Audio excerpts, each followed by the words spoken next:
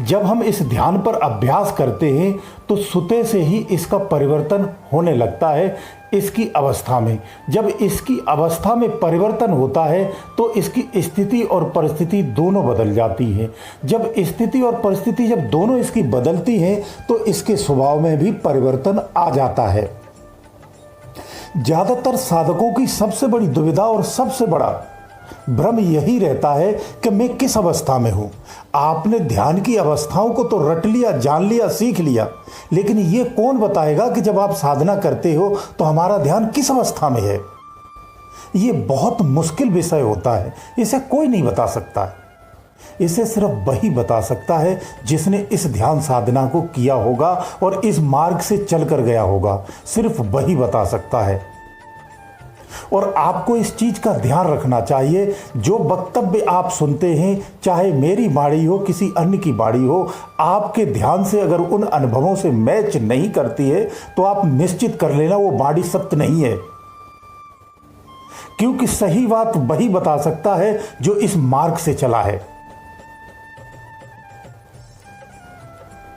मेरा कार्य यह है कि जब हम साधना करते तो उस साधना में जो भ्रम उत्पन्न होते हैं उनका समाधान कैसे हो। क्योंकि मैं इस चीज़ को भली भांति जानता हूँ, इस मार्ग से गुजरा हूँ कि साधना करना सबसे पहले कठिन होता है, फिर उस साधना में जो हमें अनुभव मिलते हैं उन अनुभवों का समाधान करना उससे भी कई गुना कठिन होता है। समाधान हमें नहीं मिल पाता है, क्योंकि समाधान आपको वही देगा जो इस मार्ग को तय कर चुका है। तो मेरा कार्य यह है कि मैं ये कोशिश करता हूँ कि जो साधनारत लोग हैं उनकी समस्याओं को समाधान कर सकूं। ध्यान की अवस्थाएं इतनी हैं आपने जान लिया, लेकिन हम जब साधना कर रहे हैं तो हमारा ध्यान किस अवस्था में, मैं उनके लक्षण बताता हूं आपको। जब तक आप ध्यान करते हैं उस ध्यान में आपका ध्यान बार बार संसार की इन स्थितियों को, यानी आपके ध्यान में जब तक संकल्प और विकल्प उठते हैं, जब भी ध्यान की एकाग्रता लाते हैं और संकल्प विकल्पों का जब अंबार लगता है, आप निश्चित मानिए आप ध्यान में नहीं, आप जागृत अवस्था में हैं। जब तक आपके संकल्प विकल्प उठना बंद नहीं होंगे, अध्यात्म का सफर भी प्रारंभ नहीं होता है। यानी आप जागृत अवस्था में ही हैं। एक अवस्था जागृत में और आती है कि आधे इधर और आधे उधर, आधे तो हम अंदर में हैं, आधा ध्यान हमारा बाहर में है। उस वक्त भी संकल्प विकल्प कभी रुक जाते हैं। वो भी स्थिति आपकी जागृत स्थिति है, आपकी ध्यान की अवस्था कदापि नहीं है। अगर संकल्प विकल्पों के मध्य में आपको कोई आकृति या प्रकाश भी दिखता है, अगर कोई दर्शन भी होते हैं, चांद तारे को भी नजर अगर आते हैं, आपको आवाजें भी मिल जाती हैं, वो भी आपकी जागृत अवस्था ही है, पूर्ण ध्यान अवस्था नहीं है। इसे हम जागृत अवस्था ही कहते हैं। मैं यथार्थ बिल्कुल फिजिकली बता रहा हूं। आपने कहां से क्या सीखा है मुझे इससे मतलब नहीं है, लेकिन जो सही है मैं उसे बता रहा हूं। कुछ लोग तारे देखकर ही अपने आप को नाच और गाना करने लगते हैं कि मुझे परमात्मा मिल गया है। ऐसा कदापि नहीं है। ये आप जागृत अवस्था में हैं।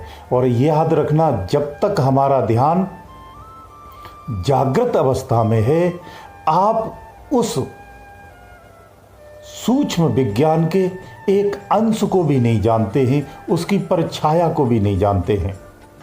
आपको कुछ पता नहीं है। जागृत अवस्था में उस परम विज्ञान की प्राप्ति या उस परम विज्ञान की अनुभूति नहीं होती है। अगर कहीं इशारे में हो भी गई तो वो आपके समझ के परे है, आप उसे नहीं जान पाएंगे।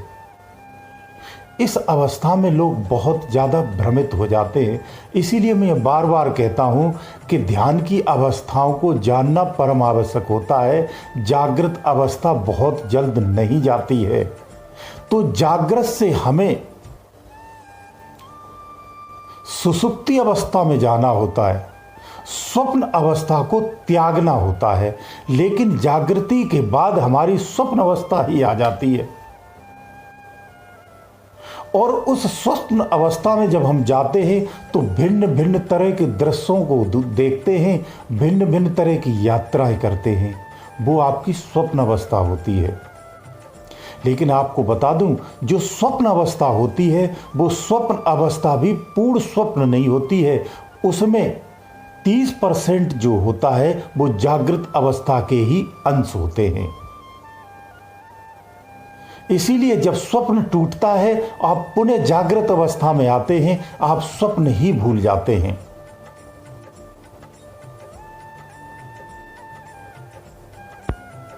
ये जो मैं बात कह रहा हूं, ये बात ध्यान साधकों के लिए कहते हैं, यानी जो ध्यान साधनाएं कर रहे हैं उनके लिए।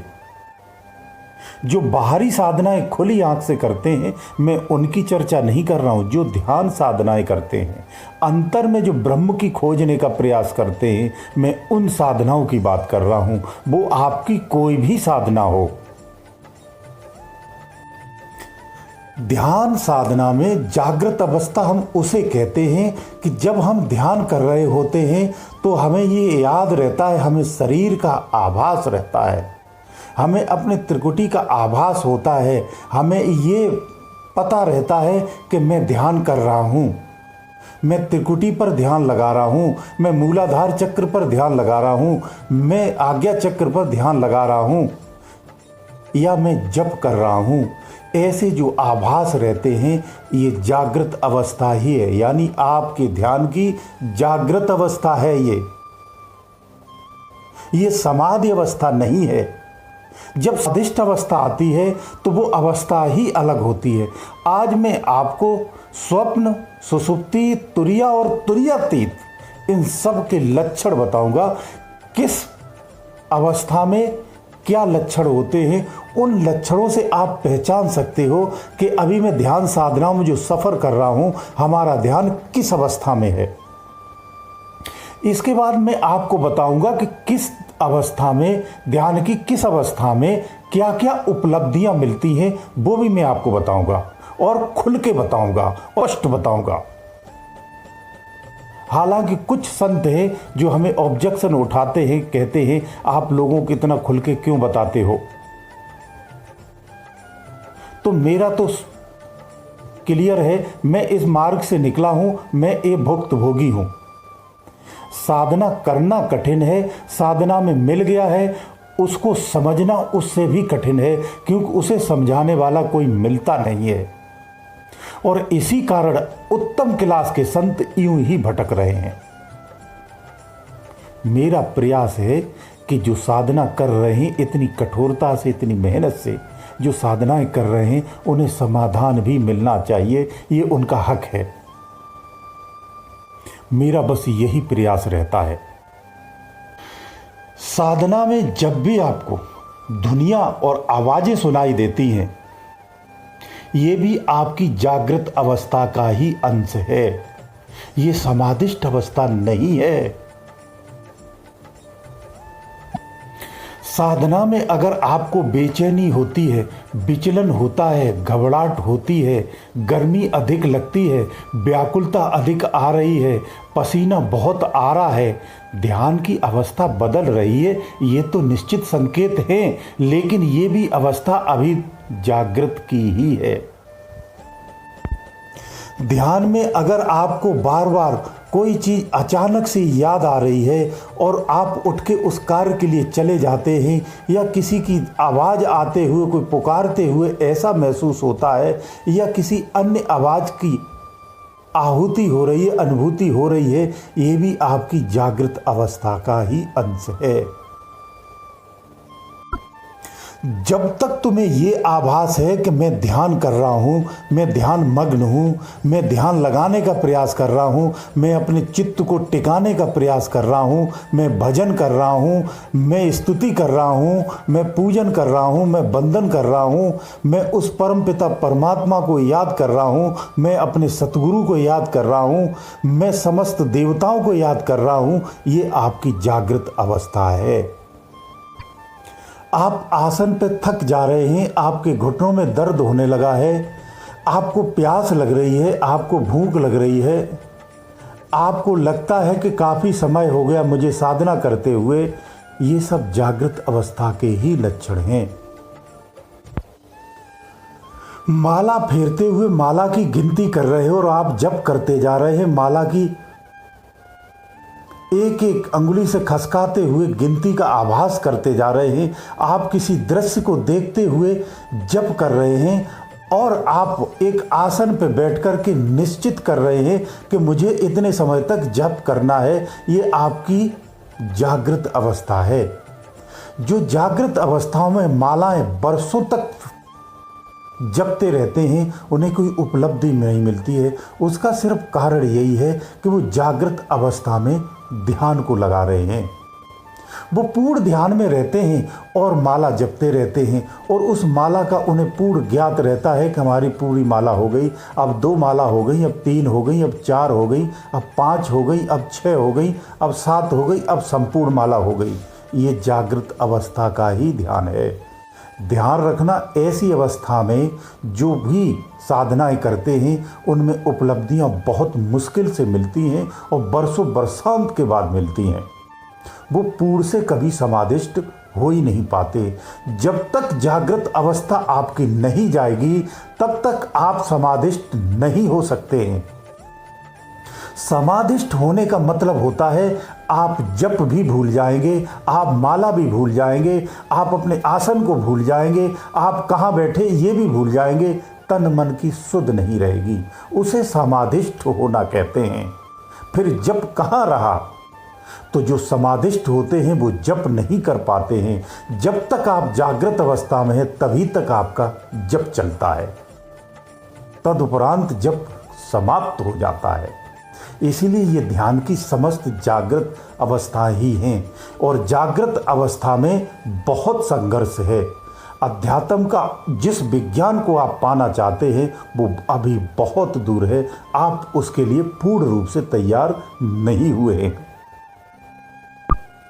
जब अवस्था में आप कितना भी जागृत अवस्था में आप कितना भी जप कर लें, उससे अंतर में ऊर्जा उत्पन्न होती है, अनुभूतियां अनुभव भी होते हैं, परंतु आपका अध्यात्म वो सफ़र प्रारंभ नहीं होता है जो ध्यान मार्ग में समाधिष्ट होकर के होता है। वो मार्ग नहीं मिल पाता है। जागृत अवस्था में देव स्वरूपों के दर्शन होते हैं, रिद्धियां सिद्धियां प्राप्त हो जाती हैं, सिद्धियों को सिद्ध भी कर लिया जाता है। ये सब जागृत अवस्था में होता है। लेकिन ध्यान मार्ग से जिस परम तत्व की प्राप्ति के लिए आपको सफ़र करना है वो सफ़र कदापि प्रारंभ नहीं होता है। इसीलिए ध्यान अवस्था की उपलब्धियां अलग होती हैं और जागृत अवस्था की यानी समाधिष्ट अवस्था की जो सिद्धियां होती हैं या उपलब्धियां होती हैं वो भिन्न होती हैं। इससे जागृत अवस्था की उपलब्धियां भिन्न होती हैं। तो संसार के ज़्यादातर मानव जागृत अवस्था में ही उपलब्धियां प्राप्त करते हैं। वो उनके लिए सहज और सरल भी होती हैं, इसीलिए उसे ही करते हैं। ध्यान साधनाएं तो बिरले कर पाते हैं। इसके लिए बहुत वीर और साहसी व्यक्ति चाहिए, बहुत कर्मठ और हिम्मती व्यक्ति चाहिए, बहुत ही श्रद्धावान व्यक्ति चाहिए, बहुत ही समर्पण की जरूरत होती। ऐसा व्यक्ति ही ध्यान साधनाओं में सफलता पाता है या ध्यान साधनाओं की सफर को प्रारंभ कर पाता है। तो समस्त साधकों को ये चीज़ समझ में आ गया होगा कि जागृत अवस्था किसे कहते हैं। ये सब लक्षण अगर आपकी साधना में है तो आप निश्चित कर लीजिए आपकी जागृत अवस्था ही चल रही है। और जब तक जागृत अवस्था है अध्यात्म सफर आपका प्रारंभ नहीं हुआ है। आपको जागृत अवस्था में ही सारे अनुभव मिल रहे हैं।